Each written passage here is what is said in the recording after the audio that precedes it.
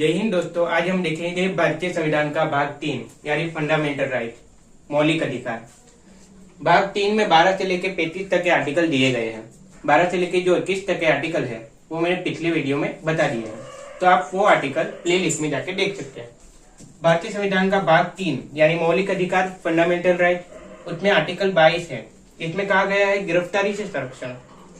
जब आपने अपराध कर दिया है तब आपके खिलाफ वारंट निकलेगा, जो हो सकता है कॉग्निबल हो या फिर नॉन कॉग्निबल हो। या वारंट कॉग्निबल हो यानी आपने संज्ञेय अपराध किया है, तब आपको बिना वारंट से भी पुलिस गिरफ्तार कर सकती है। लेकिन जब नॉन कॉग्निबल हो तब आपको पुलिस वारंट देके ही गिरफ्तार करेगी, बिना वारंट से गिरफ्तार नहीं कर सकती। तो ये तो हो गया वारंट की बात। वारंट देकर पुलिस गिरफ्तार कर आपको थाना में ले जाएगी। थाना में ले जाने के बाद 24 घंटे के अंदर आपकी रजुआत जो जज के सामने होगी। आपको इसके लिए बेनिफिट दिए गए हैं कि आप सरकारी वकील जो रखना चाहो तो रख सकते हो, या तो प्राइवेट वकील भी रख सकते हो। उसके बाद हो गया कि अपराध करने वाले हो, पुलिस को पता चल गया कि आप अपराध करने वाले हो, तो आपके पर लगेगा प्रिवेंटिव डिटेंशन, निवारक विरोध। तब आपको 3 महीने या फिर 3 महीने से ज्यादा महीने, 4-5 महीने तक आपको जेल में रखा जाएगा, जेल से बाहर नहीं निकाला जाएगा। इतनी जो बात है आर्टिकल 22 में दी गई है। इसके बाद आगे बढ़ेंगे आर्टिकल 23 में। आर्टिकल 23 में कहा गया है शोषण के विरुद्ध अधिकार।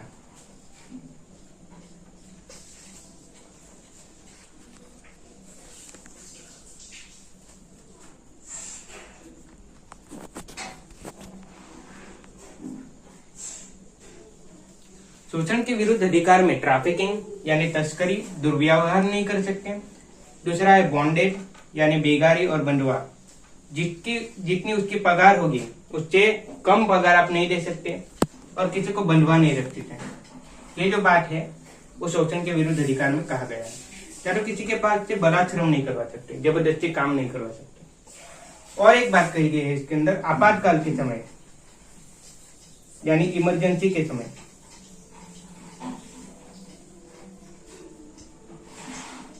जब राष्ट्रपति आपात लागू पड़ता है तब आपको जबरदस्ती भी काम करवा सकते हैं, इसका पैसा भी नहीं देंगे। तो ये जो बात है आर्टिकल 23 में कही गई।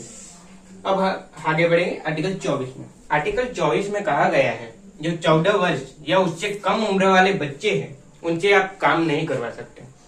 उनको आप फैक्ट्री में नहीं रखवा सकते, या तो कोई माइन या खदान में नहीं रखवा सकते, या तो कोई डेंजरस जगह जैसे कि फटाखा बनाने का उद्योग हो गया उसमें नहीं रख सकते।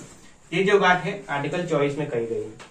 आर्टिकल 25, 26, 27, 28 है जिसमें धार्मिक विषयों के बारे में कहा गया है।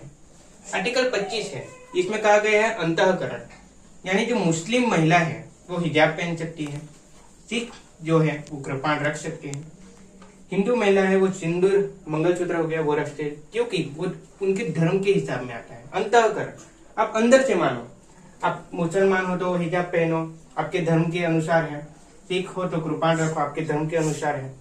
इसके लिए जो अपना संविधान है वो मना नहीं करता, क्योंकि ये आपकी धार्मिक स्वतंत्रता है। इसके बाद रहेंगे आर्टिकल 26 में। आर्टिकल 26 में सामूहिक धार्मिक स्वतंत्रता दी गई है, जिसके अंदर आप लोग सामूहिक तरीके से मंदिर बना सकते हैं, मस्जिद बना सकते हैं, गुरुद्वारा हो गया, मस्जिद गुरुद्वारा, ये सब चीज है जो आप बना सकते हैं। ये जो बात है आर्टिकल 26 में कही गई है। आर्टिकल 27 में कहा है कि धार्मिक स्थानों के धन पर टैक्स नहीं लगेगा, लेकिन जो धार्मिक स्थान चाहे तो एंट्री फी ले सकता है। तो ये जो बात है आर्टिकल 27 में कही गई है। आर्टिकल 28 में कहा है कि धार्मिक शिक्षण जो है वो स्कूल में नहीं दिया जाएगा। ये जो बातें हैं 25, 26, 27, 28 वो धार्मिक बाबतों के बारे में। इसके बाद आगे बढ़ेंगे आर्टिकल 29 में। आर्टिकल 29 और 30 है जो अल्पसंख्यकों के बारे में कहा गया है। आर्टिकल 29 में कहा है शिक्षण एवं संस्कृति का अधिकार। जो माइनॉरिटी पर्सन है, अल्पसंख्यक लोग हैं, वो एक स्टेट में होते हैं या कंट्री लेवल पे नहीं देखने मिलते हैं। एग्जाम्पल के लिए लेते हैं, कोई ऐसा क्षेत्र है जिसके अंदर राजपूतों की संख्या, जो पिछड़ी जाति के लोग हैं, SC ST लोग, आदिवासी लोग, उससे ज्यादा है।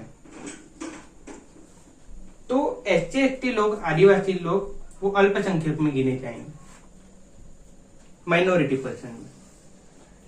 उस लोगों को भी शिक्षा मिले ऐसा अधिकार है आर्टिकल 29 में।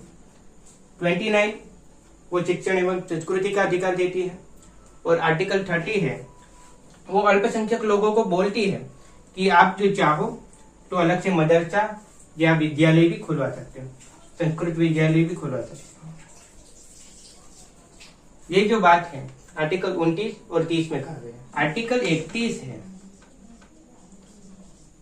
जो संपत्ति का अधिकार है। जब हम पढ़ रहे थे आर्टिकल 19 जो रीढ़ की हड्डी है,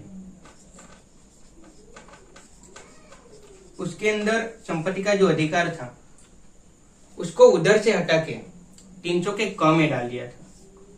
ये जो फेरफार हुए थे वो मोरारजी भाई देसाई के समय में हुए।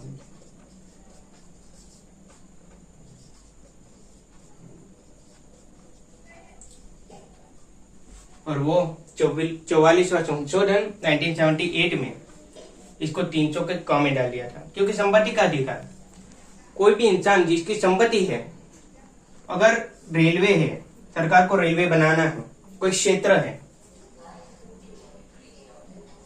उसमें से रेल की पट्टी वो पार होगी, वो आदमी कहेगा कि हमारा आर्टिकल 19 है वो हमें ये छूट देता है, ये हमारा मौलिक अधिकार है, ये सरकार भी नहीं छीन सकती और कोई दूसरी व्यक्ति भी नहीं छीन सकती।